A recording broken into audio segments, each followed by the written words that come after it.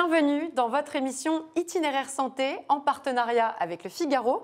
Bonjour à tous, bonjour Karine Bachelier. Bonjour. Alors vous êtes la présidente d'Eurus et vous accueillez des seniors dans vos résidences-services. En d'autres mots, vous proposez une alternative à ces seniors fragilisés qui ne souhaitent pas pour autant entrer en EHPAD.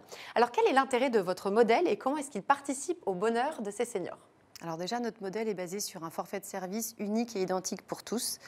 Tous les résidents ont le droit au même accompagnement. Ça évite déjà de se poser des questions dans le fonctionnement quotidien. En venant chez Eurus, un résident aussi a l'assurance de pouvoir vivre longtemps au sein de la résidence, puisqu'on propose un service d'accompagnement aux gestes de la vie quotidienne en complément du forfait de service pour l'aide à la toilette, l'aide à la douche.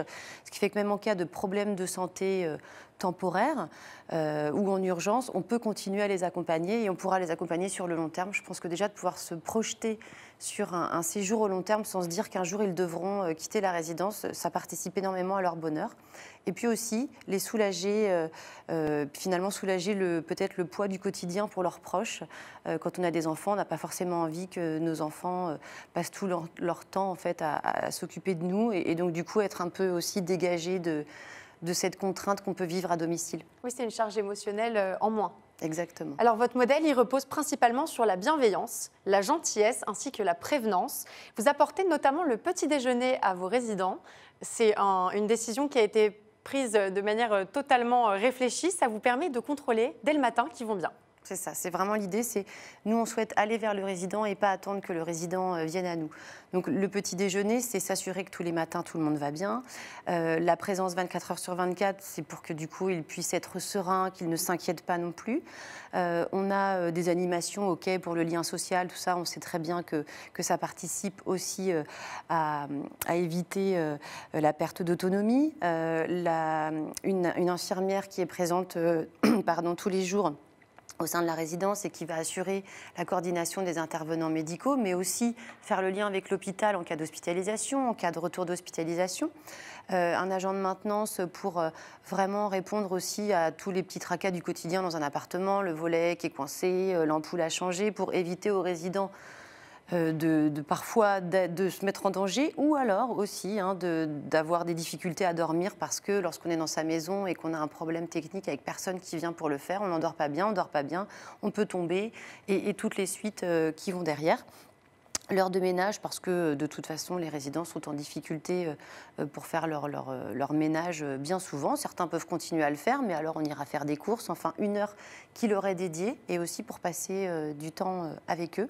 Et puis l'assistance administrative, puisque dans notre monde digitalisé, c'est très compliqué pour les personnes âgées aujourd'hui de pouvoir appeler un taxi, commander une armoire dont ils peuvent avoir besoin. Enfin, plein d'exemples divers et variés. Puis ça leur fait des soucis en moins. Exactement. Un autre élément clé pour vous, c'est de lutter contre la perte d'autonomie. Comment est-ce que vous procédez ?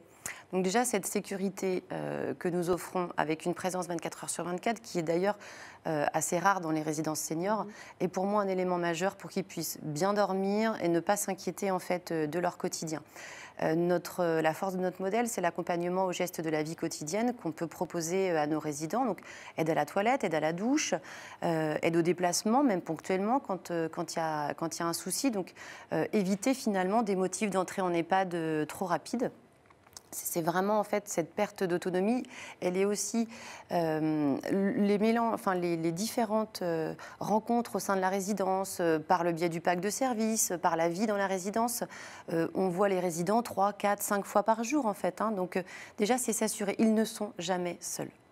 Et dans vos équipes, quelque chose qui vous tient très à cœur, au-delà de rechercher des savoir-faire qui sont là, c'est de rechercher le savoir-être. Est-ce que c'est comme ça qu'on explique chez vous les excellents taux de satisfaction que vous avez ? Oui, alors pour nous, ça c'est primordial. Le savoir-faire s'apprend, le savoir-être est inné. On ne choisit pas de travailler avec les personnes âgées. C'est une vocation généralement et il faut aimer les personnes âgées pour travailler avec eux. Nous, on fait vraiment le choix au niveau des candidats de choisir des candidats qui aiment les personnes âgées, qui vont avoir envie de prendre le temps, envie de les écouter. On a un simulateur de vieillissement. Tous nos collaborateurs en fait testent ce simulateur de vieillissement pour comprendre aussi ce que vivent les personnes âgées, pour être plus à leur écoute. Et puis, cette empathie professionnelle qui est quelque chose d'important et qui fait partie des valeurs de Russe. Dans le prendre soin, il n'y a pas que le médicament, il n'y a pas que la thérapeutique, il y a aussi savoir écouter, savoir être bienveillant, prendre le temps, être vrai. Et tout ça, il y a des études qui démontrent que ça apporte beaucoup et parfois même plus que des traitements un peu classiques. Oui, parce qu'on participe au bien-être concret des personnes au quotidien. Être heureux rend heureux en plus. C'est vrai. Alors, qu'est-ce que vous pouvez apporter de plus? Parce que là, on voit une offre de service qui est hyper complète, un accompagnement qui est très poussé et surtout une volonté vraiment de s'inclure dans le bien-être de vos résidents. Qu'est-ce qu'on peut faire de plus? Alors je dirais qu'on a deux objectifs. Le premier va être un peu justement de travailler sur cette empathie professionnelle et de venir labelliser, de venir prouver que ce qu'on fait apporte vraiment aux résidents et que finalement ça les maintient aussi dans une certaine autonomie. Et puis pourquoi pas que ça se diffuse un petit peu ailleurs, ce serait peut-être pas mal pour les personnes âgées. Et puis un des deuxièmes projets qu'on a, c'est de travailler aussi sur l'isolement, puisque l'isolement des personnes âgées, ça ne veut pas dire qu'on n'a personne, ça veut dire que ces enfants peuvent habiter loin ou travaillent beaucoup et du coup peuvent pas être présents, être isolés, c'est ne pas avoir d'interaction sociale finalement. Et l'isolement, là on l'a bien vu avec le Covid, ça touche nos résidents, ça touche des résidents qui sont à l'extérieur. Je donne un petit exemple pour étayer tout ça. On a une résidente qui a eu un accident de la circulation, qui s'est fait renverser par un vélo alors qu'elle était piéton. Son fils, elle a qu'un fils qui habite à l'étranger. Lorsqu'elle était hospitalisée, heureusement qu'on était là, au-delà de la résidence, pour lui apporter son nécessaire de toilette, une tenue propre, son carnet, pour qu'elle puisse au moins téléphoner à ses amis. Donc il faut peut-être, en tous les cas, par rapport à l'isolement des personnes, sortir de la résidence et offrir autre chose, que ce soit pour nos résidents ou pour ceux qui vivent seuls à domicile. Et savoir prendre le relais de la famille aussi pour les décharger. Exactement, et qu'ils puissent profiter des moments de partage et que nous, on s'occupe du reste. Merci beaucoup Karine Bachelier. Je rappelle que vous êtes la présidente de RUS, des résidences-services pour les seniors où règne la bienveillance. Merci beaucoup d'avoir accepté notre invitation. Merci. Quant à nous, on se retrouve très vite pour un nouveau numéro d'Itinéraire Santé en partenariat avec Le Figaro. Je vous dis à très bientôt.